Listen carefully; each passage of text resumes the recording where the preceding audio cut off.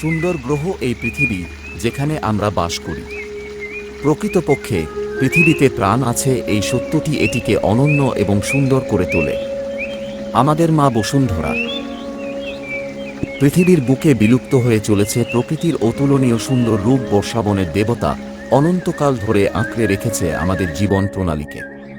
কতই না আঘাত অত্যাচার করে চলেছি এই দেবতার বুকে, তবুও শুধু প্রাণ ভরে দু হাত উজাড় করে দিয়ে চলেছে এই বন দেবতা।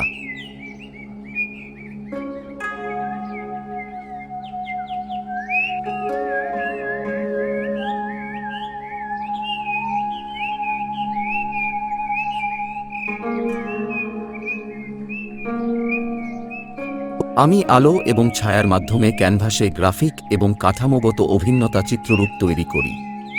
আমার চিত্ররূপ মূলত বিমূর্ত এবং বাস্তবসম্মত ফর্মগুলির একটি যৌক্তিক মিশ্রণ। আমি ক্যানভাসে বনদেবতাকে চিত্রিত করি, গাছের গুঁড়িতে দেবতার মুখ এবং গাছের পাতাগুলি তার চোখ ও ঠোঁটকে প্রকাশ করি, যেন প্রকৃতির এই ঘন অরণ্যে দেবতার একটি ঐশ্বরিক মূর্তি তৈরি হয়েছে।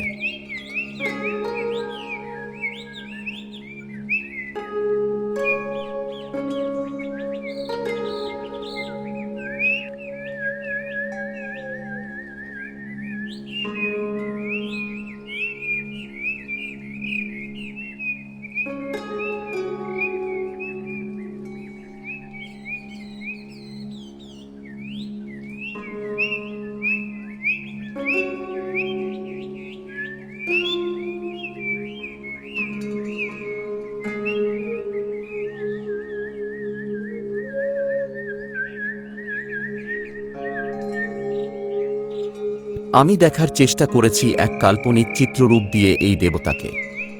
আমার নয়নের বিন্দু দুটো প্রকৃতির এই গভীর বর্ষাবনের অন্দরমহলে অন্তর্ধান হওয়া এক দিব্যশক্তির অবাস্তব প্রতিচ্ছবি রূপান্তরকে করে কল্পনা করেছে, যেন জঙ্গলে আবির্ভূত হয়েছে এক দেবতার। প্রকৃতির লীলায় আলো ছায়ার লুকোচুরিতে সাতরং এ তুলির ছন্দে ফুটে উঠেছে এক মায়াবীর আত্মকথা। ওই তো উদয় হয়েছে দুটি পাতা, বৃষ্টিতে ভেজা চোখের নয়নতারা চমকে উঠেছে, যেন মতির উপর সূর্যোদয় হয়েছে।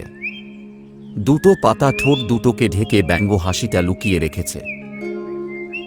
পাখি, প্রজাপতি, কীটপতঙ্গ, ফুল আর লতা পাতারা ব্যস্ত হয়ে উঠেছে অর্ঘ্য দেওয়ার জন্য, জড়িয়ে আশীর্বাদ নিতে চাইছে এই মায়াবীর কাছে। ডালের পাতায় গাছের ফাঁকে উঁকি দিয়ে দেখার চেষ্টা করছি মায়াবী দেবতাকে। কে উনি? উনি কি আমার কাল্পনিক চিত্রায়ণ বনদেবতা?